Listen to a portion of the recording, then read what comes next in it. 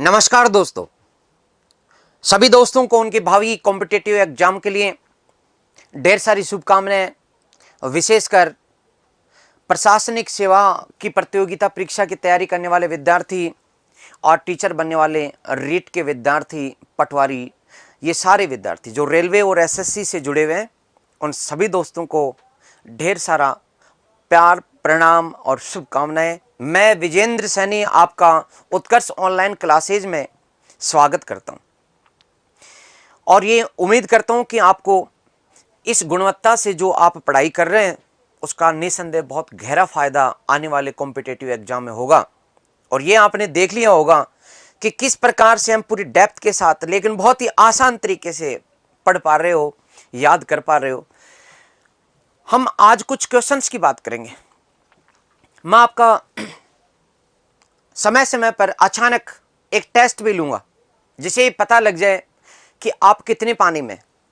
Yes, मेरे साथ जुड़े हुए जो साथी हैं, विमला सीकर, ममता जी, पटना से जुड़े हुए साथी, लोकेश जी, रंजीत जी, बहुत सारे दोस्त, मैं सबके नाम ले नहीं सकता क्योंकि बहुत सारे दोस्त जुड़े हुए हैं।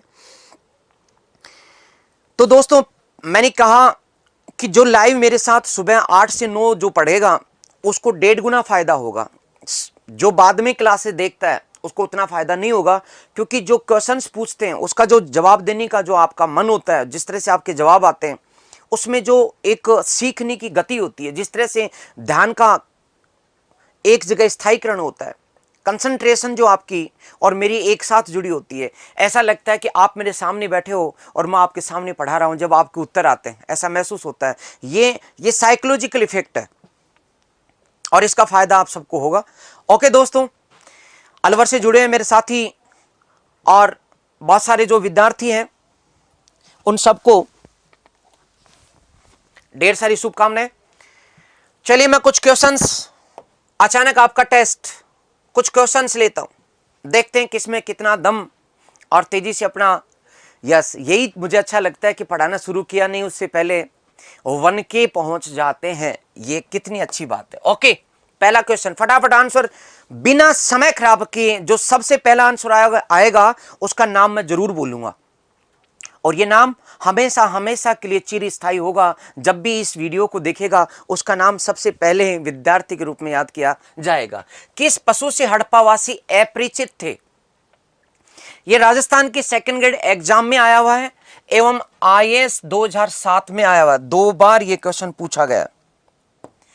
सेकंड ग्रेड एग्जाम राजस्थान की 2013-14 में और साथ में IAS में।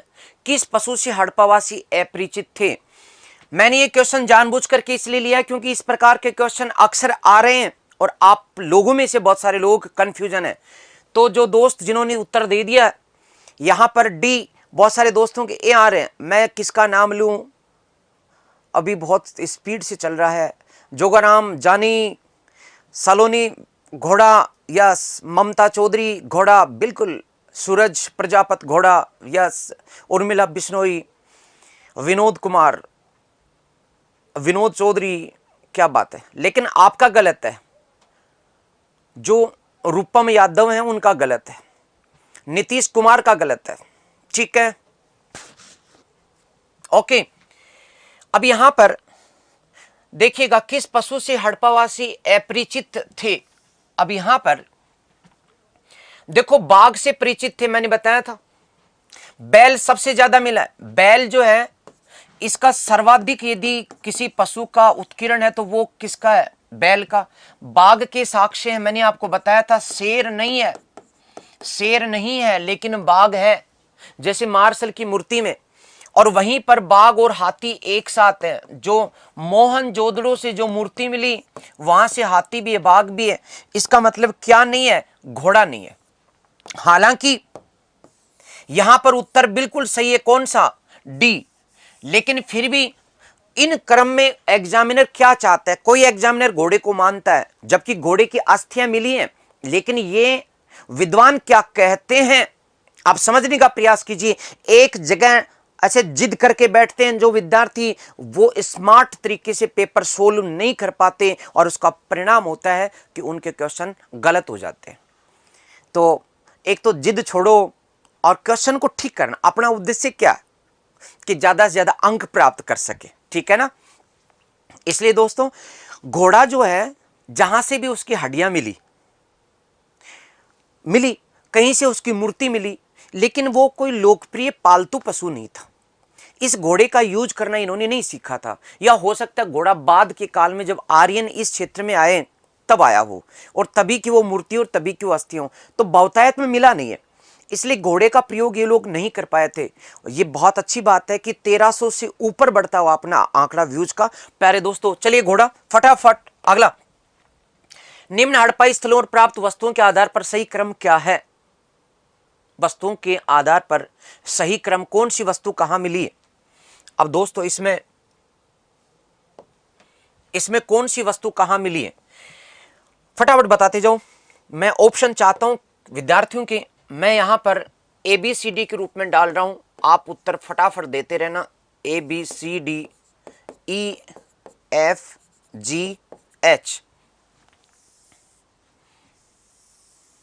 फटाफट आंसर देना। चलिए मैंने यहां लिखा ए के अंदर है कालीबंगा, बी के अंदर है राखीगढ़ी, सी के अंदर है कुणाल, डी के अंदर है मोहनजोदड़ो,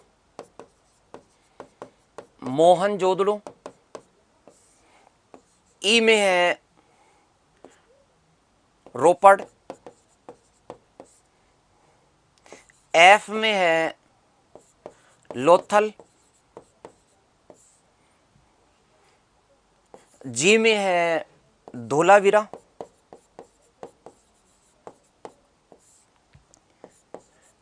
एच में है Daimabad,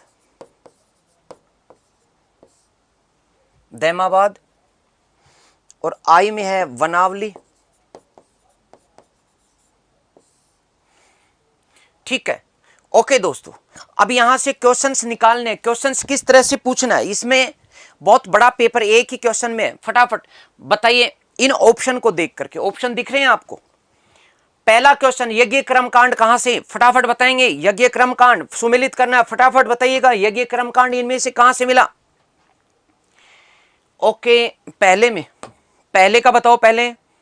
yes Sandeep, Kaliya Churu, very good. यज्ञ कर्म कांड कहां से मिले? कालीबंगा से, बिल्कुल ठीक, ओके शाबाश। दूसरा, दो टाइप करें और उसके साथ ऑप्शन लिखें, दो टाइप करें। मिट्टी का हल कहां से मिला, फटाफट मिट्टी का हल कहां से मिला। अरे समझ में क्या नहीं आया, क्या करना है। आप 1 नंबर लिखोगे इसका उत्तर इनमें से है, 2 नंबर लिखोगे उत्तर इनमें से है, तो ABCD में से टाइप नहीं, ऐसे टाइप नहीं कर सकते, 2B इस तरह से, ठीक है। तो 2 नंबर मिट्टी का हल कहां से मिला, मिट्टी का हल कहां से मिला, मिट्टी का हल कहां से मिला, मिट्टी का हल, वेरी गुड, कालीबंगा बिल्कुल ठीक है। ओके, राजेश जी का बिल्कुल सही, शाबाश, वेरी गुड। मिट्टी का हल वनावली, ये लो साहब, ठीक है। इसके बाद कांसे का रथ, तीसरे में क्या लिखना है, तीसरा आया नहीं किसी का, तीसरा, अरे तीसरा, यह कौन आएगा आखिर, वो किसमें है वो हौसला। यस, तीसरा, शाबाश, कविता बिल्कुल ठीक है। कांसे का रथ, दैमाबाद, वेरी गुड, कविता का बिल्कुल ठीक, सबसे पहले बाजी हमारी कविता ने, बहुत बढ़िया। यस, चौथा बोलिएगा, चौथा, कांसे का रथ ये आ गया, कांसे का रथ आ गया कहां से, दैमाबाद से। चौथा नंबर का 10 अक्षरीय अभिलेख, फटाफट 10 अक्षरीय अभिलेख, मैं सामने लिख रहा हूं, 10 अक्षरीय अभिलेख, 4 नंबर, फटाफट 4 नंबर आया नहीं अभी, जो भी पहला आएगा नाम बोलूंगा मैं, पहला, यस 4 नंबर का आ चुका, विशाल का, बिल्कुल ठीक, ओके 4 नंबर मोहनजोदड़ो। 10 अक्षरीय अभिलेख कहां से, 4 नंबर का धोलावीरा, जी 4 नंबर में जी, ओके 4 नंबर, शाबाश, मोहनजोदड़ो बिल्कुल सही। नहीं, 4 नंबर 10 अक्षरीय अभिलेख का मोहनजोदड़ो नहीं है, गलत आ रहा है उत्तर बहुत सारे दोस्तों का। 10 अक्षरों का अभिलेख, सबसे बड़ा अभिलेख धोलावीरा के गेट पर मैंने आपको बताया था। धोलावीरा में आपका स्वागत है। धोलावीरा, धोलावीरा। तो पांचवा युग्म समाधान, युग्म यानी स्त्री और पुरुष का समाधान। फटाफट 5 नंबर का देखता हूं कौन टाइप करता है। 5 नंबर, अरे 4 नंबर में क्या आएगा? 4 नंबर में प्यारे साथियों, 4 नंबर में 10 अक्षरी अभिलेख, जी में है धोलावीरा। जिन दोस्तों ने, अधिकांश दोस्तों का गलत हुआ, बिल्कुल चौथा क्वेश्चन जो है अधिकांश दोस्तों का गलत हुआ। 5 नंबर टाइप कीजिए फटाफट, 5 नंबर। अरे वाह, वेरी गुड। लोथल किसका आया था? लोथल आया था एक दोस्त का, अभी चला गया, सॉरी मेरे दोस्त, बहुत बढ़िया। ये कमलेश जी है। Okay okay Kamlesh ji, yes. युग्म समाधान, युग्म समाधान एफ धोला, sorry Lothal, F F Lothal. Okay. पट्टेदार जल निकास, ढकी हुई, पट्टेदार का मतलब नाली है, ढकी हुई है, उन्नत जल निकासी प्रणाली। ओके, पट्टेदार जल निकासी प्रणाली, पट्टेदार जल निकास प्रणाली। फटाफट बताइएगा 6 नंबर पे, 6 नंबर पे, 6 नंबर पे फटाफट किसका आंसर सबसे पहले आता है? देखिए देखिए देखिए देखिए तो, देखिए तो ये आ गया, राज का आया है। राज, राज ने कहा है पट्टेदार जल निकासी प्रणाली मोहनजोदड़ो। बिल्कुल ठीक, बिल्कुल ठीक, बिल्कुल सही, शाबाश। मोहनजोदड़ो में पट्टेदार जल निकासी प्रणाली। चलो अगला, कुत्ते का कब्र में मनुष्य का साथ, कुत्ते के साथ मनुष्य कब्र में आराम कर रहा है। कुत्ता इतना प्रिय था मनुष्य को कि कब्र में साथ लेके लेट गया अपने कुत्ते के साथ उसकी कब्र के साक्षी। तो 7वें का फटाफट बताइएगा, मैं आ जाता हूं इधर। 7वें का फटाफट देखिएगा, एक उत्तर है इसमें। फटाफट, कुत्ते के साथ कब्र, कुत्ते के साथ कब्र। आया नहीं उत्तर, उत्तर किसी का नहीं। अभी 6 का आ गया। ओके, 6 का आ गया, 6 का आ गया है। 7वें का, अरे वाह, वेरी गुड। क्या नाम है इसका? शाबाश शाबाश, वेरी गुड। ई बिल्कुल सही है, बिल्कुल सही है, बिल्कुल सही है, बिल्कुल रोपड़। अनामिका जी, सरोज, डिंपल, ममता, अरे वाह क्या बात है, सबने छक्का मार दिया, एक का भी गलत नहीं है। दारा सिंह, योगिता, मीना, कविता, मोनिका, सीमा, मंजू, अमित, अनिल, दीपू, हरीश, राहुल, शाबाश, ममता, दीपक, कमलेश, दुर्गा। ओके, चांदी का मुकुट कहां से मिला? ये भी हो गया। चांदी का मुकुट कहां से मिला? फटाफट बताओ, बताओ फटाफट, चांदी का मुकुट कहां से मिला?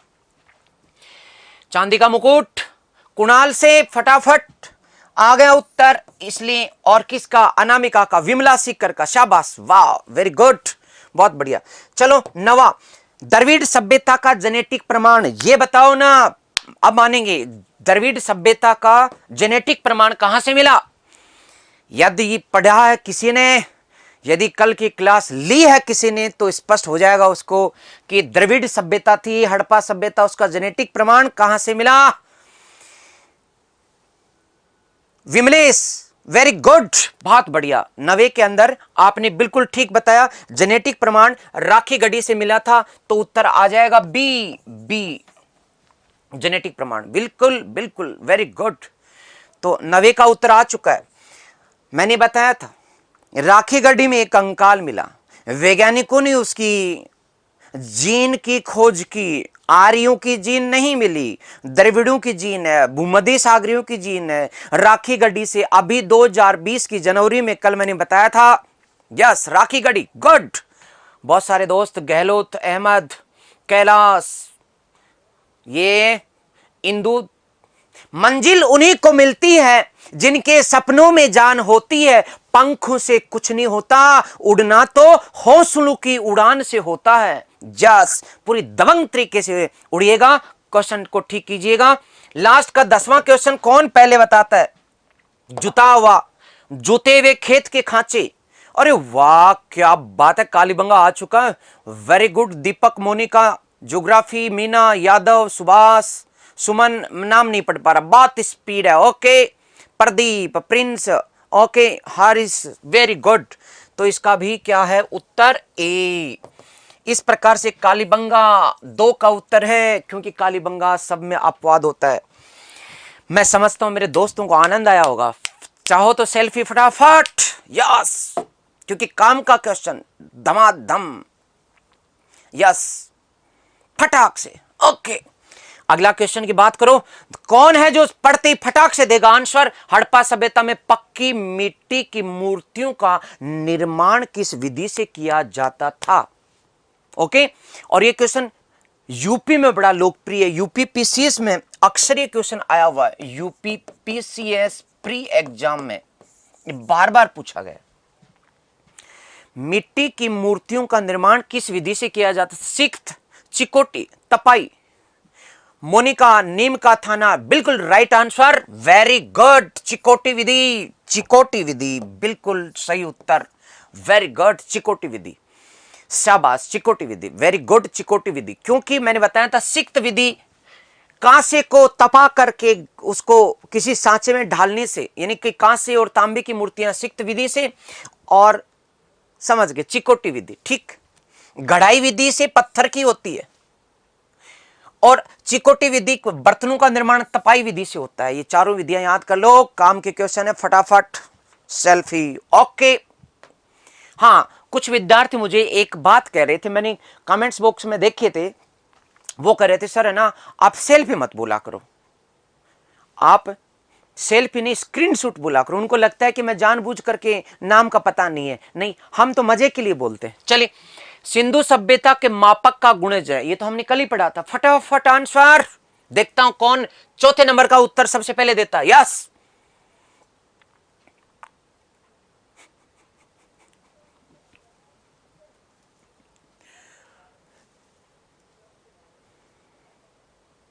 नहीं आया किसी का अभी तक? अरे वाह, विमला, वेरी गुड, सबसे पहले उत्तर 37.6 centimetre. Yes, very good.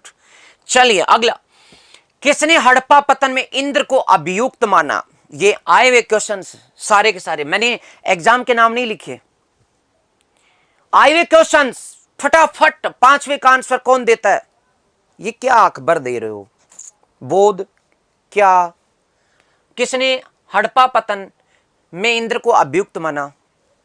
Martin Wheeler, very good. Anjana Prajapati, शाबाश Anjana ji, thank you very much. Mortimer Wheeler ने, कल मैंने याद कराया था आपको कि इंद्र ने वो दुर्ग तोड़े, पांचों कबीलों ने एक इंद्र को अपना सेनापति बनाया था। कल वाली क्लास को देख लेना, सारी एग्जाम आपकी हो जाएगी।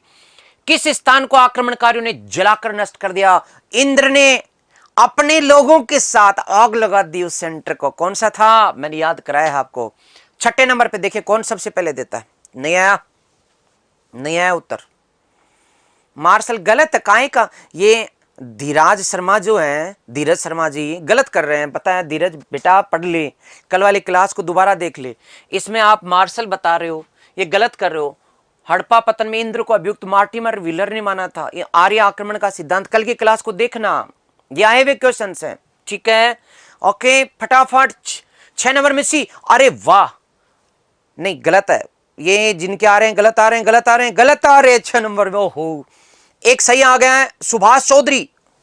ओके, सुभाष चौधरी का बिल्कुल ठीक। कोट दीजिए, मैंने कोट दीजिए, जब मैंने सिंध पढ़ाया था आपको, पाकिस्तान में सिंध पढ़ाया था, खोल करके देखे नोट्स को, अभी आपके सामने है। कोट दीजिए को जलाकर खत्म करने के साक्ष्य, किसका जलनी के साक्ष्य प्राप्त हुए? कोट दीजिए, लिखाया हुआ है आपको। शाबाश। ये कौन धोला बिरा दे रहा है भाई? राखी गहलोत, बेटा पढ़ाई कर ले, हैं, पुरानी क्लासों को देख ले और उनके ढंग से नोट्स बना ले। कोई भी एग्जाम होगी, अपने पढ़े हुए के बाहर कोई क्वेश्चन नहीं जा सकता। किसी एग्जामिनर की औकात नहीं है कि हमारी मेहनत पर पानी फेर सके। जो क्वेश्चन बनेगा वो हमारे पढ़े हुए में से बनेगा, इस बात की गारंटी मैं देता हूं, क्योंकि मैंने 5 सिलेक्शन करवाए हैं, समझ रहे हो? ओके, चलिए, सिंधु घाटी सभ्यता से प्राप्त साक्ष्यों और उनके प्राप्ति स्थलों का सही सुमेलन कर कीजिएगा। घोड़े की अस्थियां कहां से मिली? कृत्रिम जलाशय कहां से मिला? बंदरगाह कहां से मिला? यस। चलिए, सातवां का उत्तर कौन देता है? अरे मेरी क्लासें रोजाना होती हैं रे बावड़े, रोजाना मुझे बताना पड़ता है। आप 8 बजे वाली क्लास के नाम से इसको देख सकते हैं, 8 बजे वाली क्लास, और विजेंद्र सर हिस्ट्री के नाम से, और साथ में उत्कर्ष जो है क्लासेस जोधपुर के नाम से यूट्यूब पे डालोगे अपने आप आ जाएंगी क्लासें। विजेंद्र सर हिस्ट्री डाल दो, उत्कर्ष क्लासेस जोधपुर डाल दो, उसमें हिस्ट्री डाल दो, मिल जाएंगी क्लासें पुरानी, और सभी क्लासों के हैशटैग लगा हुआ है। हैशटैग 1 पहली है, हैशटैग 2 दूसरी है, हैशटैग 3 तीसरी है, हैशटैग 4 चौथी है। और आनंद तो तब है ना जब आप सुबह 8 AM पर जुड़ोगे, तब देखो किस प्रकार से आपकी एनर्जी जो है पूरी कंसंट्रेट रहती है। उत्तर कीजिए इसका। घोड़े की अस्थियां, शाबाश, उत्तर आ चुके हैं। 7 में सी, आकृति, शुक्ला, मनीष, अंकिता, अनिता, उपेंद्र, विश्वास, गुल्लाराम, मनोज, मनीष, के शाबाश। तो घोड़े की अस्थियां कहां से मिली? सुरकोटड़ा से। कृत्रिम जला से कहां से मिला? धोलावीरा से। बंदरगाह कहां से मिला? लोथल से। लोथल। तो इसमें लो जो था वो गायब हो गया था। ओके, लेकिन उत्तर तो 2 से आ जाएगा। घोड़े की अस्थियां ए में क्या आएगा? सेकंड। ए में सेकंड, ये 2। कृत्रिम जलाशय बी में थर्ड, बी में थर्ड 1, ये हो गया उत्तर सी। तो आप सब ने कर दिया, वेरी गुड सी, शाबाश। चलिए आगे।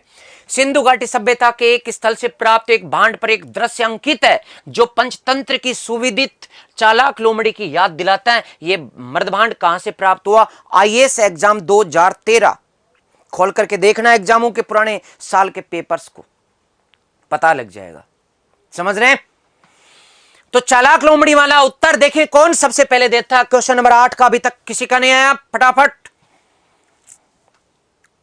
अभी तक किसी का नहीं आया। इसका मतलब विद्यार्थी अभी तैयारी पूरी नहीं कर पाए, इसका मतलब पढ़ नहीं रहे। नहीं पढ़ रहे, नहीं पढ़ रहे, नहीं पढ़ रहे अभी तक, तो बिल्कुल कोई नहीं पढ़ रहा। शाबाश, सीमा का आ चुका, वेरी गुड। यह लोथल से पंचतंत्र की कहानी वाला मेरा लिखा हुआ है। एक मर्दभांड जिस पर एक कौवा बैठा है पेड़ पर, रोटी उसके मुंह में है, नीचे लोमड़ी खड़ी है, कौवा भैया को चढ़ा रही है कि कौवा भैया आप तो बहुत बढ़िया गाते हो, जरा गा के तो सुनाओ। कौवे ने जैसे ही गाने के लिए अपने चोंच फाड़ी, रोटी नीचे गिरी, लोमड़ी ने खाई और जाति बनी। चालाक लोमड़ी की कहानी लोथल से, आईएएस 2013। आप में से बहुत सारे विद्यार्थी जो आईएएस आरएस की या सिविल सेवाओं की तैयारी करना चाहते हैं, Bihar PCS, UP PCS, MP PCS, Haryana PCS, उन सब के लिए क्लासें बहुत फायदेमंद है। चलिए आगे। किस स्थल से कब्रिस्तान एच संस्कृति के साक्ष्य मिले हैं? तो मैंने कल पढ़ाया था आपको बहुत डिटेल से। चलिए 90 में दीजिए आप तो धड़ाधड़। देखता हूं किसमें है वो मादा, किसमें है वो ताकत, किसमें है वो साहस जो सबसे पहले आगे निकल सकता है। 90 में उत्तर देंगे, नाम बोलूंगा मैं।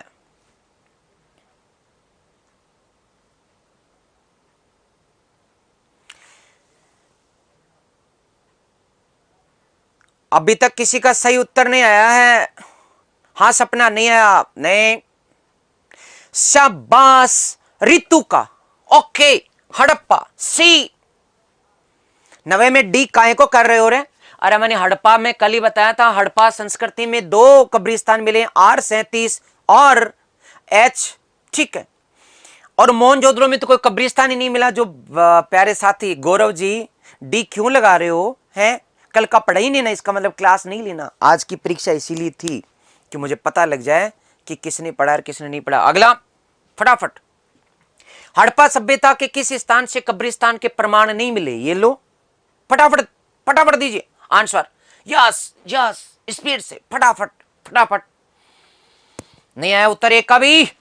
9 में सी गया, 9 का 10 की बात करो, फटाफट फटाफट। शाबाश, रानी राजपूत मोहनजोदड़ो, वेरी गुड। शाबाश रानी, आप बहुत बढ़िया स्टूडेंट हो, क्योंकि मैं आपके कमेंट्स रोजाना देखता हूं, शाम की क्लास में भी, 5 से 6 वाले में भी, और साथ में सुबह 8 से 9 वाले में भी। आप कंटिन्यू स्टूडेंट और लगातार पढ़ाई की आपने, पॉलिटिकल में भी की थी, और मैं उम्मीद करता हूं कि पक्का सिलेक्शन होगा। चलिए आगे।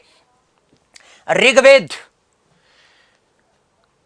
के बारे में बात कब करेंगे? जब हम पढ़ लेंगे। बात यहीं खत्म, अब पढ़ाई की शुरुआत। चलो खत्म, अब पढ़ेंगे हम, ठीक है। कल मैंने एक क्वेश्चन दिया था कि वैदिक साहित्य में क्या क्या शामिल होता है। आज हम क्या पढ़ेंगे? वैदिक काल पढ़ेंगे। दोस्तों स्पीड से जुट जाओ, पेन हाथ में ले लो और अपने रजिस्टर, कॉपी या पेजेस के ऊपर, मैं जब बोर्ड पे लिखता हूं तो लिखो, जब मैं बोलता हूं साथ साथ तो उसको सुनो। फुल एक्टिव होकर के पढ़ाई करोगे तब जाकर के काम होगा। क्योंकि मात्र और मैं कभी भी आपकी परीक्षा ले सकता हूं। सुबह आऊंगा, कुछ क्वेश्चन से लेकर के आऊंगा, इसलिए क्लास को सुबह 8 से 9 बजे तक जरूर लें, ठीक है। बहुत अच्छी बात है, मेरे प्यारे दोस्तों के मैसेज प्राप्त हो रहे हैं, सर आप बहुत अच्छा पढ़ाते हो, तेजस जाट वगैरह, ठीक है। यस निकिता जी बिल्कुल, मोनिका जी बिल्कुल ठीक है, आपकी बात बिल्कुल ठीक है, ठीक है, आपको समझ में आ रहा है, ये बहुत है, इससे आगे नहीं, ठीक। वैदिक काल की बात कर रहे हैं, टाइमिंग क्या है? 1500 ईसा पूर्व से लेकर के 600 ईसा पूर्व तक, ओके। ध्यान से सुनिएगा, बिल्कुल कंसंट्रेट होकर के जो लिखना है वो लिखिएगा। वेरी गुड निकिता, बिल्कुल निकिता जोशी, बहुत शानदार, आपके मैसेज मुझे बहुत प्रफुल्लित करते हैं कि यस। अरे भाई मैंने क्या बताया, देखो तो मेरे एक दोस्त ने क्या कह रहे हैं, कौन, क्या नाम इनका, ताजचंद कह रहे हैं, अब सुनो तो सही इनकी बातें, इनका इतनी स्पीड में मैसेज नहीं देख पा रहा। ताराचंद जी कह रहे हैं कि मोहनजोदड़ो को मुर्दों का टीला कहते हैं, क्या वहां पर शव नहीं मिले, यही कह रहे हो ना? अरे भाई हाँ, ये लिखा है सर मोहनजोदड़ो में मुर्दों का टीला है तो वहां पर कब्र क्यों नहीं है? कब्र में तो मुर्दे रहते हैं, क्यों? बिना कब्रों के वहां की गलियों में पड़े हैं मुर्दे, उनकी हड्डियां बिखरी पड़ी हैं, कब्र में किसी ने दफनाया नहीं। तो मोहनजोदड़ो से कोई कब्र नहीं मिली, वहां के शवों का दाह संस्कार किया जाता था, मैंने कल पढ़ाया था। इसका मतलब ताराचंद तू कल की क्लास में नहीं था और आज जुड़ा है और गप्पे मार रहा है। यूं गप्पे मारने से उत्तर नहीं होता, पुरानी क्लासों को देखो, कंसेप्ट क्लियर करो, इसके बाद अपने विचार और चिंतन पर फोकस करो। यस, तो सुनिएगा, अब बस मैं मैसेज नहीं देखूंगा, मैं पढ़ाऊंगा, ठीक। आप भी है ना, आप चुपचाप पढ़ने पर ध्यान दो। 1500 ईसा पूर्व से लेकर के 600 ईसा पूर्व, मैं, मेरी इच्छा नहीं हो रही ईसा पूर्व लिखने की, मैं ईसा की जगह क्राइस्ट लिख देता हूं और पूर्व की जगह बिफोर लिख देता हूं, ईसा की जगह क्राइस्ट लिख देता हूं, यहां भी ईसा की जगह क्राइस्ट लिख देता हूं, पूर्व की जगह बिफोर लिख देता हूं, ओके। तो मैं इनको हटा देता हूं, ईसा पूर्व लिखो या बीसी लिखो, एक ही बात है, ठीक है। ईसा पूर्व यानी कि ईसा के जन्म के पहले की बात है, ठीक है, ओके। ये वैदिक काल का समय। अब मेरे को कई विद्यार्थी क्वेश्चन पूछ रहे थे, गुरुजी बताओ महाभारत कब हुई थी? अरे भाई महाभारत वैदिक काल के बाद होगी, ठीक है। और इसका समय जब 1500 ईसा पूर्व है, यानी आज ईस्वी सन कितना, 2021, 2000 मानो ना, 2500 साल पहले, यानी कुल 3500 वर्ष पहले की बात कर रहे हैं, ठीक है। तो कंटिन्यू पढ़िएगा। वैदिक काल का जो समय है 1500 बीसी से लेकर 600 बीसी तक, और इस की जानकारी, वैदिक काल की जानकारी का स्रोत क्या है? स्रोत है दोस्तों, इस वैदिक कालीन जानकारी का जो स्रोत है वो है वैदिक साहित्य, वैदिक साहित्य। और आपको मैं एक बहुत अच्छी बात और बता दूं कि अपने को वैदिक साहित्य से बहुत सारे क्वेश्चन आते हैं, क्योंकि हमारा वैदिक काल, आपके चाहे रीट हो, चाहे पटवारी हो, चाहे आरएस हो, चाहे आईएएस, सभी में सिंधु घाटी सभ्यता शब्द लिखा हुआ, सभ्यता पढ़नी होती है, और वैदिक संस्कृति लिखा हुआ है, इसलिए हमें ये पढ़ने, क्योंकि आज भी प्रचलित है। पूरे दिमाग खोल करके पढ़िए, बहुत ज्यादा क्वेश्चन है हर एग्जाम में, चाहे किसी एग्जाम में 5% पूछे गए हो, जैसे हरियाणा के एचएसएस के एग्जाम 5% पूछे गए हो, लेकिन फिर भी वहां पर वैदिक काल से पक्का एक क्वेश्चन जरूर आएगा, क्योंकि हमारी संस्कृति, आज की भारतीय संस्कृति का प्रतिनिधित्व करते हैं, इसलिए पूरी गहराई के साथ आप इनको पढ़िएगा, समझिएगा। और हां, आपके साथ साथ मुझे उन कुछ दोस्तों के मैसेज प्राप्त हुए जिनके साथ मेरा पुराना संपर्क था, सीकर से विशेष करके, बहुत सारे राजस्थान से, ओल्ड राजस्थान मान लीजिएगा, जो कोचिंग में पढ़ाते हैं दूसरे लोग, वो भी पढ़ रहे हैं आपके साथ साथ, वो भी कह रहे हैं सर इस प्रकार से तो हमने नहीं जाना था, अब हम बहुत सारे बच्चों को लाभान्वित करेंगे। तो कितनी अच्छी बात है कि आपको मौलिक रूप से वो सब पढ़ने को मिल रहा है जो कि आने वाले काल में बाकी विद्यार्थियों को पढ़ाया जाएगा, ठीक है। तो आप गंभीरता के साथ अध्ययन कीजिएगा। वैदिक साहित्य में आपने बताया कि क्या क्या आता है। वैदिक साहित्य में वेद, ब्राह्मण, वेद, ब्राह्मण, और इनके साथ साथ आरण्यक, और चौथी चीज उपनिषद। क्या आप में से कोई विद्यार्थी बता सकता है कि क्या इसमें वेदांत आता है? क्या इसमें वेदांग आता है? क्या इसमें सूत्र साहित्य आता है? क्या इसमें पुराण आता है? आता है क्या? तो मैंने एक चीज जानबूझ करके गलत की। कौन सा विद्यार्थी है जो ये पकड़ के मुझे बताएगा? फटाफट टाइप करो कि हाँ सर इनमें से एक चीज आती है।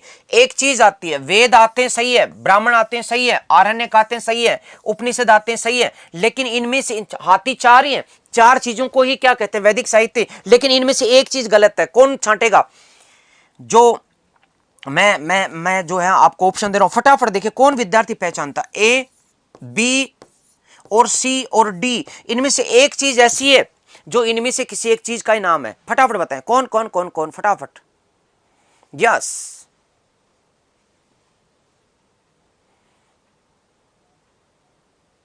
अरे नहीं ताराचंद, मुझे बुरा नहीं लगा प्यारे तारा, मुझे बुरा नहीं लगा। मैं तो ये करूं, पिछली क्लास देखो ना, कल ही तो मैंने बताया कि मोहनजोदड़ो में कोई कब्र नहीं मिली क्योंकि वहां के जो सर है Vedant. Very good Kaluram, very good Vedant. अरे बावड़ो पुराण क्यों कर रहे हो? वेदांत आ गया ना उत्तर, शाबाश। किसका एक बार रोक के दिखाओ मुझे, मैं पढ़ नहीं पा रहा।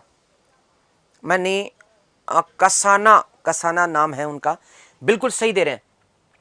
वेदांत नाम कौन दे रहा है? गहलोत, अहमद गहलोत भी दे रहे हैं, राणा निक्की सिंह भी दे रहे हैं, वेरी गुड। इसमें वेदांत जो है ना वो शामिल नहीं है क्योंकि वेदांत उपनिषदों का ही नाम है, उपनिषदों को ही वेदांत कहा जाता है। वेदांत और उपनिषद एक ही बात है, इसलिए ये तीन चीजें नहीं आती और ये चार चीज आती हैं। उपनिषद को ही वेदांत कहते हैं क्योंकि वैदिक साहित्य के सबसे अंत में उपनिषदों की रचना हुई थी, इसलिए इसे वैदिक साहित्य का अंतिम भाग, सार भाग या वेदांत कहा जाता है। वेदांत और उपनिषद एक ही बात है, चाहे भारत कहो या इंडिया कहो, एक ही बात है। इसलिए उपनिषद यानी कि वेदांत वो वैदिक साहित्य में शामिल होता है, लेकिन वेदांग जिनकी संख्या 6 है, समझ गए? जैसे शिक्षा, व्याकरण, कल्प, ज्योतिष, तो ये जो वेदांग है ये शामिल नहीं होते, और वेदांगों में जो सूत्र साहित्य है वो भी शामिल नहीं होता, ठीक है ना? और साथ ही पुराण भी इसमें शामिल नहीं होते। ये चीजें वैदिक साहित्य को समझने के लिए जरूरी है, लेकिन वैदिक साहित्य का भाग नहीं है। गांठ बांध लो, दोबारा से सुनो। ये वेदांग यानी कि शिक्षा, व्याकरण, छंद, निरुक्त, ज्योतिष, तो ये जो सब है सूत्र साहित्य, ये सब के सब, पुराण, ये सब के सब वेदों को, वैदिक साहित्य को समझने के लिए सहायक है, लेकिन मौलिक भाग नहीं है। मैंने यहां पर लिखा मौलिक भाग नहीं है, ये लो, मौलिक भाग नहीं है, वैदिक साहित्य का मौलिक भाग नहीं है। ओके, ठीक, शाबाश। हाँ हाँ, अरे भाई वेरी गुड, बहुत बढ़िया, शाबाश शाबाश शाबाश। ओके, अब फटाफट सेल्फी। ओके, चलिए अगली बात करते हैं। मैं जो पढ़ाऊंगा उसे आप बिल्कुल मेरे साथ साथ याद करोगे, ठीक है? मैं आपको बता रहा हूं, वेदों की बात करेंगे। सबसे पहला वेद कौन सा है? ऋग्वेद। मैंने यहां लिखा ऋग्वेद, फटाफट आप लिखते जाएंगे ऋग्वेद। दूसरा कौन सा है? कुछ लोग सामवेद को लिख देते हैं, नहीं, यजुर्वेद, यजुर्वेद, यजुर्वेद, ठीक। और तीसरा सामवेद,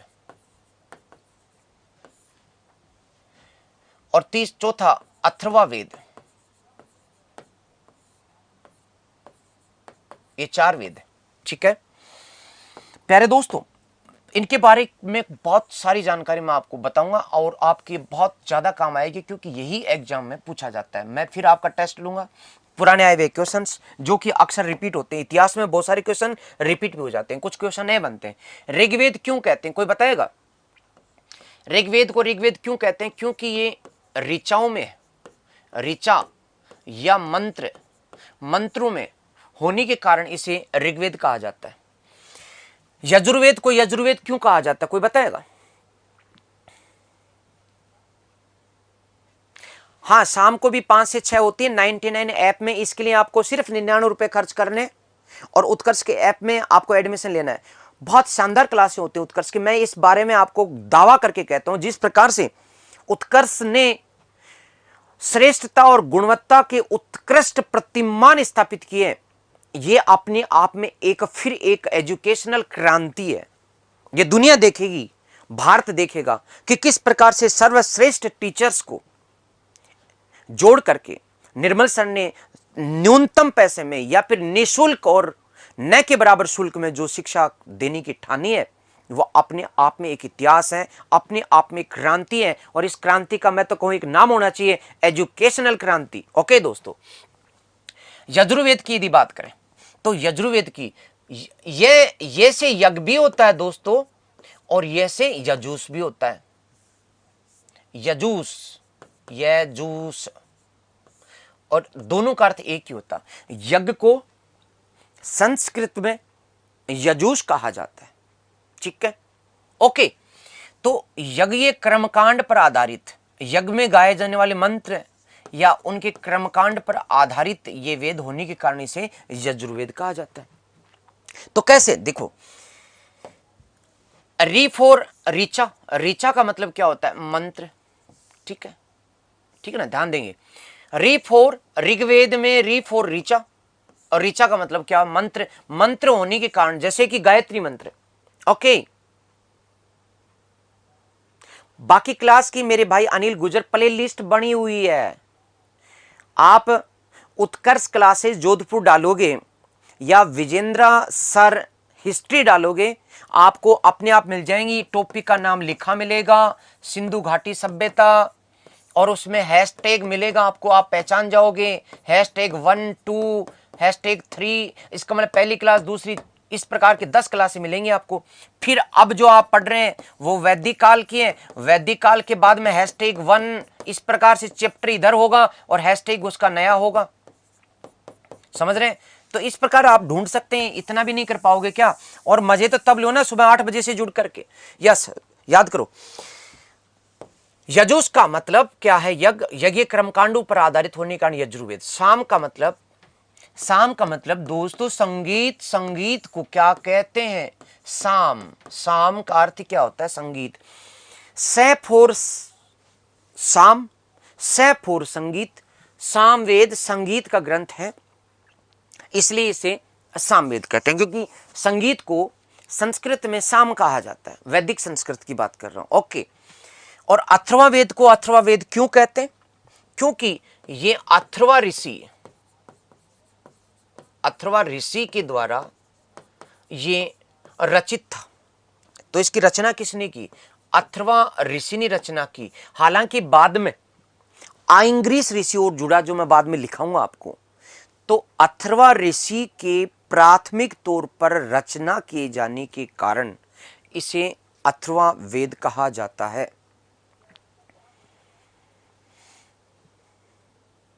हाँ, कौन मिटा सके आखिर उजाला इतिहास रहा। इतिहास का उजाला कोई मिटा नहीं सकता, और जो इतिहास बनाने के लिए निकल पड़ता है उसके जोश को कोई हरा नहीं सकता, और जो अपने हौसलों के दम पर आसमान की ऊंचाइयां नापने के लिए निकल पड़ता है उसे कोई गिरा नहीं सकता। ये सफलता किसी अर्थव्यवस्था की, गरीबी और अमीरी की, किसी कोचिंग की या किसी और की मोहताज नहीं होती। ये सफलता मोहताज होती है अपने अंदर के हौसलों की। जो हौसला तय कर लेता है वो आगे बढ़ जाता है। और दूसरी बात, इस लॉकडाउन के समय में जिस प्रकार से कार्य किया गया, जिस प्रकार से विद्यार्थियों को न्यूनतम शुल्क पर या बिना शुल्क शिक्षा दी गई, वो अपने आप में बहुत महत्वपूर्ण है। मुझे याद है कि गरीबी विद्यार्थियों को, जो स्कूल के थे, जिन्होंने अच्छे अंक प्राप्त किए थे, उनको निःशुल्क टैबलेट वितरण करके जिस प्रकार से निर्मल जी ने काम किया था एजुकेशन के लिए, उसको एजुकेशनल क्रांति बिल्कुल कहना चाहिए। ठीक कह रहे हैं आप लोग, बहुत बढ़िया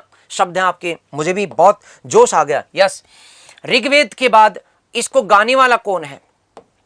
ऋग्वेद को गाने वाला होता। तो इसका उच्चारण करने वाला पुरोहित कौन है भैया? होता। क्या होता? ऋग्वेद का होता, ये याद रखना। यजुर्वेद का कौन है? जो अर्धे देता था यज्ञ में, अर्धे ओम समर्पयामि, ओम भूतोदेव समर्पयामि, ओम स्त्री देव समर्पयामि, इतिहास देव समर्पयामि। तो अधर्व्य जो अर्धे देगा उसे क्या कहा जाएगा? अधर्व्यु। जो यज्ञ में अर्धे देगा अधर्व्यु। यजुर्वेद का ब्राह्मण या यजुर्वेद का पुरोहित क्या कहलाएगा? ओके, नहीं, आपके उत्तर जो है वो बिल्कुल गलत है। ऋग्वेद में 10 मंडल 1028 सूक्त, नहीं नहीं नहीं नहीं नहीं, 1017 सूक्त है, 11 सूक्त बाल खिले हैं, मंत्रों की संख्या भी गलत है। मैं पढ़ाऊंगा आपको, बताऊंगा। सामवेद जो है वो संगीत का ग्रंथ है और इसको चूंकि गाना पड़ेगा संगीत को, इसलिए इसका पुरोहित क्या कहलाएगा? उद्गाता। क्या कहलाएगा? उद्गाता। अथर्ववेद को गाने वाला ये ऋषि यानी कि ब्राह्मण थे, इसलिए इसे गाने वाला क्या कहलाएगा? ब्राह्मण। क्या कहलाएगा? ब्राह्मण। फटाफट दोस्तों उतारते जाइएगा। ये हुई बात पुरोहित की। ये हुई बात, अब बात करेंगे इनके ब्राह्मणों की, ब्राह्मण ग्रंथ। अब यहां ब्राह्मण क्या है? इनकी व्याख्या करने वाले ग्रंथ ब्राह्मण ग्रंथ, इसके दो हैं दोस्तों, इसके दो ब्राह्मण ग्रंथ। एक का नाम है ऐत्रेय, दूसरे का नाम कोसूतगी। ऐत्रेय, दूसरे का नाम कोसूतगी। लिखते जाओ साथ साथ, कोसूतगी और ऐत्रेय। कोसूतगी का दूसरा नाम संखायन भी बोलते हैं, ध्यान रखना। क्या नाम है? संखायन। वैसे संखायन एक शाखा भी है ऋग्वेद की, लेकिन कोसूतगी को भी संखायन कहा जाता है। ये एग्जाम में आएगा।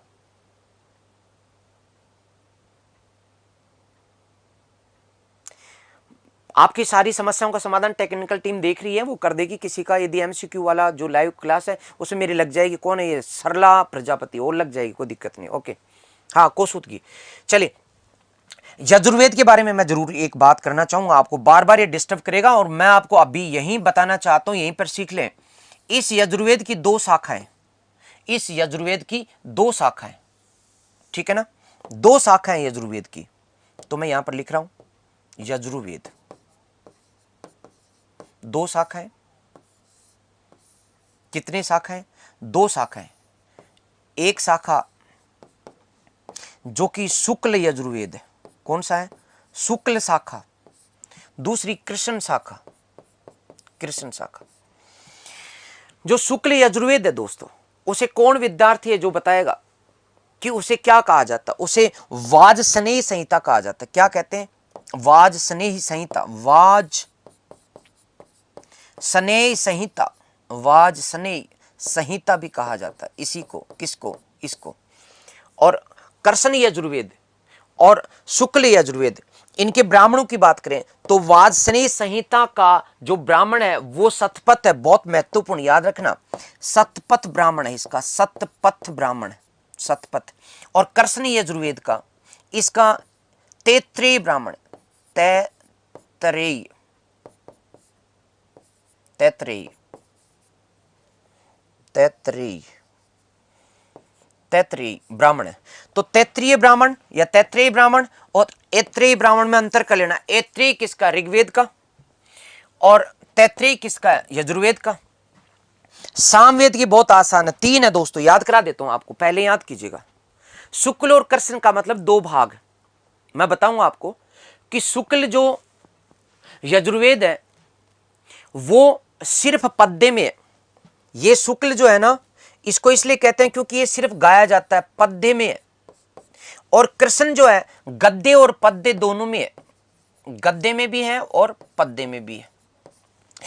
यानी कि यजुर्वेद के दो भाग हैं जिसमें सिर्फ गाने गाए जाते हैं, यानी कि मंत्रों का उच्चारण किया जाएगा, उसे शुक्ल यजुर्वेद कहा जाएगा। उसमें सिर्फ गाने का काम होता है, गेय योग्य, गेय गाए जाते हैं ओनली, ठीक है। जबकि और इसे क्या कहा जाता है? वाजसनेयी संहिता कहा जाता है। ये क्वेश्चन आया हुआ है, वाजसनेयी संहिता क्या है? ये यजुर्वेद का शुक्ल भाग है जो पद्य में है।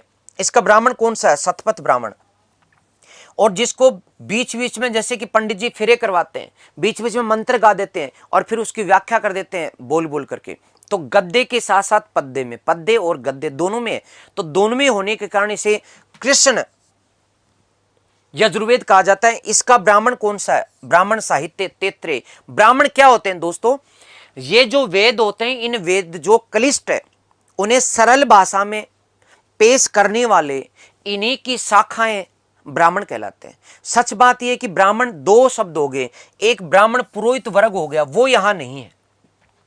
यह ब्राह्मण ग्रंथ है, ध्यान रखेंगे, ब्राह्मण ग्रंथ है। तो ब्राह्मण क्या हुआ? एक ब्राह्मण पुरोहित जो कि अथर्ववेद का वाचन करता है, ओके।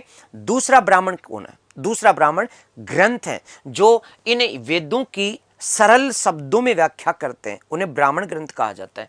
जैसे यजुर्वेद की सरल शब्दों में व्याख्या करने वाले दो ब्राह्मण ग्रंथ हैं, एक का नाम है शतपथ ब्राह्मण, दूसरे का नाम है तैत्तिरीय ब्राह्मण। दोबारा सुन लो, ब्राह्मण शब्द के दो अर्थ हैं, एक ब्राह्मण एक वर्ग है, पुरोहित है।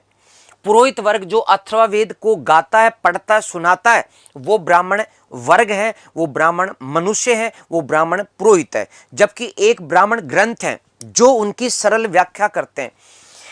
ब्राह्मण ग्रंथों की बात करें तो ऋग्वेद के दो हैं, ऐत्रेय और कौसुतगी। यजुर्वेद के दो हैं, शतपथ और तैत्तिरीय, और सामवेद के तीन हैं। इनके दोनों के दो दो, सामवेद के तीन। याद करने में बहुत आसान है। एक तो है 25, दूसरा है 26 और तीसरा है जैमनीय। तीसरा जैमनीय, जैमनीय। आप कहोगे साहब ये 25 कैसे? भैया इसका नाम है 5 और 20, पंचवीस और 27। ठीक है, 25 और 27, यानी 25 और 27 का मतलब 26। ओके, ये इनके अंदर जो सूक्त हैं उनकी संख्या के आधार पर कहा गया। ठीक है, हां, वेदों का सरल रूप में प्रस्तुतिकरण जिन ग्रंथों में किया गया वही ग्रंथ ब्राह्मण ग्रंथ कहलाते हैं, ये जो मैंने आपको बताया। और अथर्वा वेद का दोस्तों, अथर्वा जो वेद है, इस वेद का एक ही है ब्राह्मण ग्रंथ, गोपथ। याद रखना, गोपथ। तो अब तक मैंने आपको क्या पढ़ाया, दोबारा सुनिएगा। अब तक मैंने आपको क्या पढ़ाया, दोबारा सुनिएगा। अभी तक मैंने आपको बहुत ज्यादा नहीं पढ़ा। ये मैंने ऊपर लिखे वेद, कितने वेद हैं? 4 वेद। ये इनके नाम क्यों रखे गए, ये वाली बात सिखाई यहां पे, कि ऋचाओं में या मंत्रों में होने का कारण इसे ऋग्वेद कहा गया। यज्ञ के कर्मकांड होने का कारण यज्ञ को यजुष कहते हैं, यजुर्वेद कहा गया। साम या संगीत में होने का कारण सामवेद कहा गया। और अथर्वा ऋषि के द्वारा रचना होने का कारण अथर्वा वेद कहा गया। फिर मैंने बताया आपको पुरोहित किसके कौन कौन से होते हैं। तो पुरोहित, ऋग्वेद का पुरोहित होत्र या होता, यजुर्वेद का पुरोहित अद्रव्यू क्योंकि अर्धे देता है, सामवेद वाला गाने वाला गाता या उद्गाता, और अथर्ववेद का ब्राह्मण। ठीक है, ये पुरोहित हो गए। फिर इनके ब्राह्मण ग्रंथ, ये यहां पर, ये मैंने अभी क्या पढ़ाया आपको, इन सब के ब्राह्मण ग्रंथ, ब्राह्मण ग्रंथ। अब ये ब्राह्मण ग्रंथ क्या होते हैं, यहां पे मैं आपको लिख के बता रहा हूं। ये वेदों की सरल व्याख्या करने वाले ग्रंथ,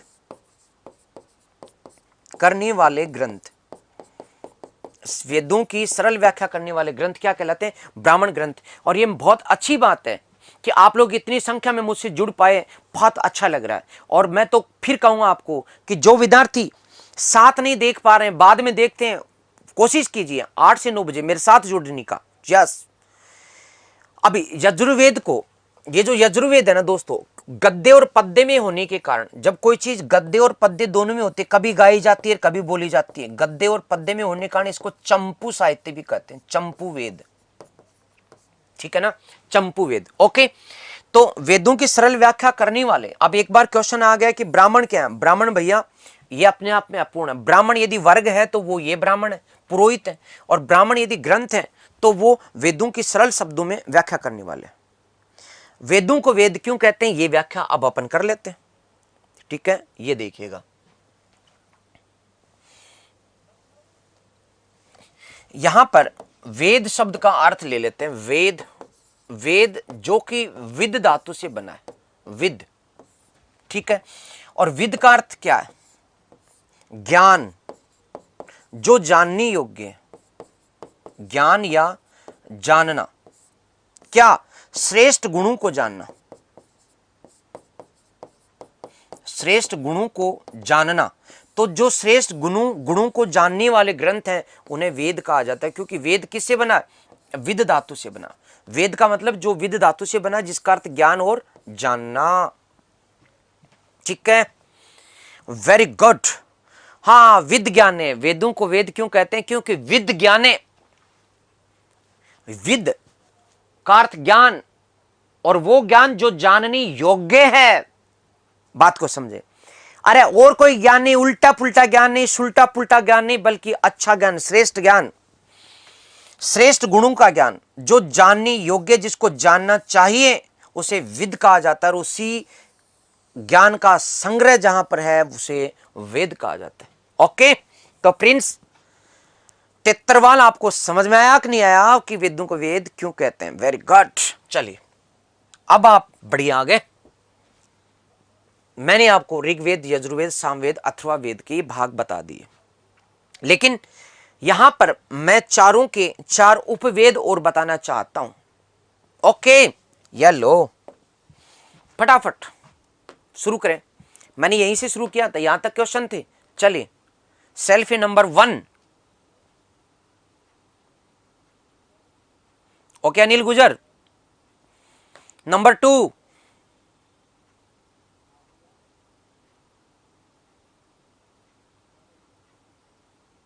ओके ओके दोस्तों, चलिए अपना आगे बात करते हैं। अब एक क्वेश्चन आ रहा है सुमन सैनी का। तो प्यारे सैनी सुमन, आपको बता दूं कि वेदों, ये पूछ रहे हैं कि वेदों का रचयिता कौन है।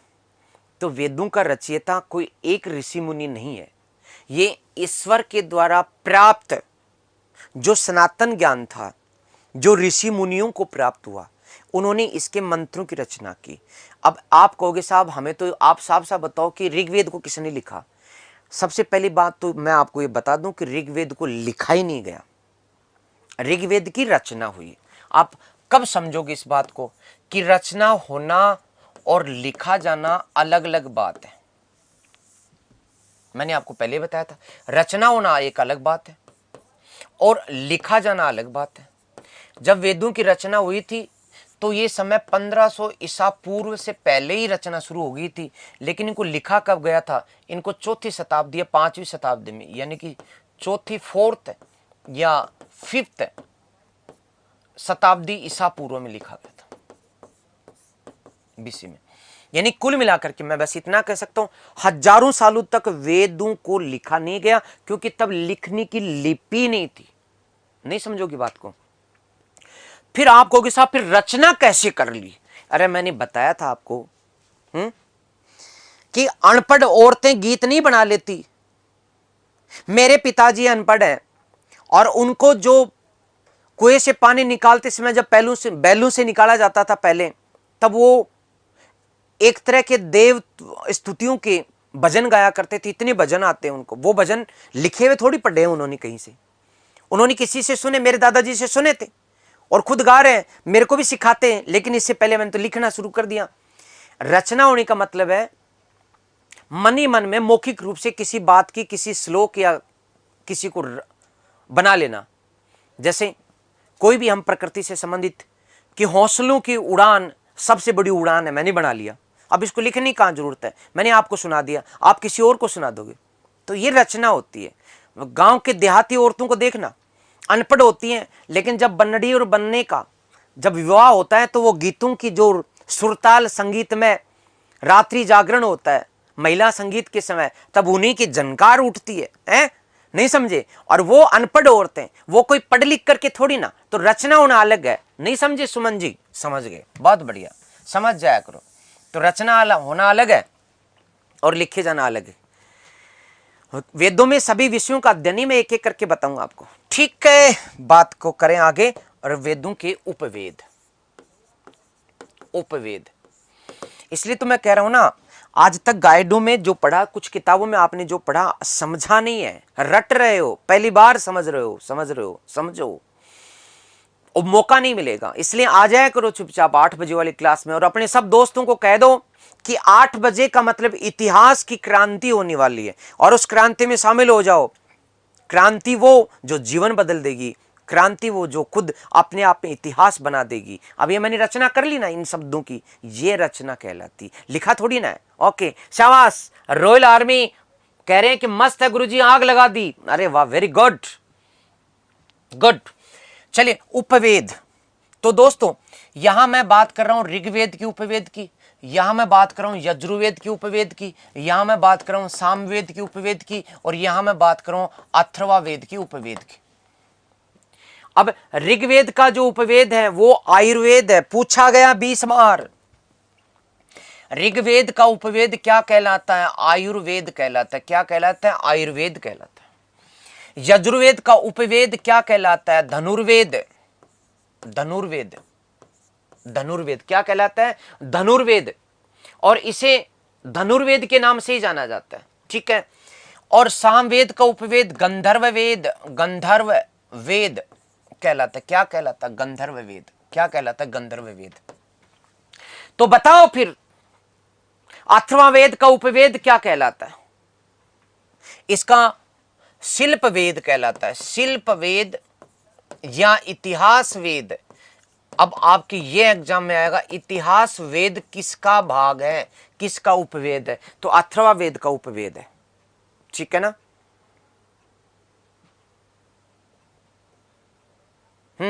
ओके, शाबाश, वेरी गुड। ये तो गजब है हर्ष, जो ओनली स्टडी के नाम से हैं। आयुर्वेद, धनुर्वेद, गंधर्व वेद, शिल्प वेद। बहुत बढ़िया, बहुत बढ़िया। नहीं, ये किसने कहा मोहन कि मुझे तो एक ही विषय पढ़ाना होता है? नहीं नहीं, मेरी पॉलिटी की क्लास आपने देखी नहीं है, इसका मतलब मेरी जो पहचान है जानते नहीं हो। मैंने भी सारे विषय पढ़ करके सिलेक्शन करवाया। ऐसी बात नहीं है कि हमें तो सारे विषय पढ़ने पड़ते हैं गुरुजी, आपको तो एक ही विषय। Okay, yes. चलो, अब अपने इस विशेषताओं की बात करें, वेद की विशेषताओं की बात करेंगे। वैदिक विशेषता, ये मैंने हेडिंग डाल दी, वैदिक विशेषता। वैदिक विशेषता, और वैदिक विशेषताओं में मैं लेकर के आपके सामने प्रस्तुत हूं सबसे पहला अपना वेद ऋग्वेद। कौन सा वेद? ऋग्वेद। ऋग्वेद की क्या क्या विशेषताएं? तो दोस्तों ऋग्वेद में 10 मंडल है, याद कर लो। कितने मंडल? 10 मंडल। और साथ में मंत्रों की बात करेंगे तो 1017 मंत्र सूक्त हैं इसमें। कितने सूक्त हैं? 1017 सूक्त हैं। लेकिन इनके साथ साथ 11 सूक्त जो इसके साथ माने जाते हैं, जोड़ सकते हो, उन्हें बाल खिल्ले सूक्त कहा जाता है। मूल सूक्त कितने हैं? मूल सूक्त हैं ओनली 1017। दोनों को जोड़ेंगे तब कितने बन जाते हैं? 1018। लेकिन यदि मौलिक सूक्त पूछे जाएं दोस्तों, मौलिक सूक्त पूछे जाएंगे तब आपको उत्तर 1017 ही देना है। साफ सुन लो, 11 बाल खिले सूक्त हैं, ठीक है। जो 10 मंडल हैं उनमें से 2 से 7वां जो मंडल है, 2 से लेकर के 7 तक का जो मंडल है, ये प्राचीन मंडल है, प्राचीन मंडल। और इसे वंश मंडल भी कहते हैं। क्या कहते हैं? वंश मंडल भी कहते हैं। लेकिन डिटेल से स्टडी करेंगे बाद में। अब हम कुछ क्वेश्चंस ले लेते हैं। ओके दोस्तों, कुछ क्वेश्चंस ले लेते हैं, कुछ क्वेश्चंस ले लेते हैं। चलिए, अब पहले तो फटाफट सेल्फी। यस, फटाफट, यस। चलिए, अब अपन बात करते हैं कुछ क्वेश्चंस की। ये लो पहला क्वेश्चन, फटाफट उत्तर आना चाहिए। आरएस 2003 ऋग्वेद क्या है? कथाओं का संग्रह, ऋचाओं का संग्रह, यज्ञों का संग्रह, यजुष का संग्रह। फटाफट आंसर। अरे 11 में उत्तर नहीं आया अभी तक। आदित्य कह रहे हैं कि सर आप पढ़ाते हैं तो दिमाग झंझना जाता है, गजब का पढ़ाते हैं। बस यही तो बात है आदित्य। यस, आदित्य जोरावर यादव गजब का पढ़ाते हैं सर, क्या बात है। हाँ, अरे 99 रुपए दीजिए, क्लास खरीद लीजिए। अब तो किसी भी ई मित्र से खरीद सकते हो। आप हिस्ट्री की क्लास शाम को चल रही 5 से 6 बजे तक, आज परचेज कर लो। वहां राष्ट्रीय आंदोलन पढ़ा रहा हूं, 2 चीजें एक साथ है, आधे टाइम में कोर्स पूरा। वहां जो टॉपिक पढ़ा रहा हूं, ठीक है। उत्तर आ गया, वारे वाह, ऋचाओं का संग्रह, खट, शाबाश, वेरी गुड। वेद का शाब्दिक अर्थ क्या? वेद, वेद, वेद मैंने बताया। वेद का शाब्दिक अर्थ क्या क्या है? फटाफट उत्तर, शाबाश, बी, ज्ञान। अभी तो पढ़ा था। यस, अगला, मैक्स मुलर इतिहास में प्रसिद्ध क्यों हुआ? क्योंकि उन्होंने उपनिषदों की रचना नहीं की, पुराणों का अध्ययन नहीं किया, वेदों का अध्ययन किया और लिखा, तो उत्तर क्या होगा? सी, एमपीपीसीएस में आया हुआ। अगला, ऋग्वेद की प्रथम रचना किस देवता को समर्पित है? अग्नि देवता को समर्पित है। बात करेंगे आगे। अब अपन अगले क्वेश्चन को लें।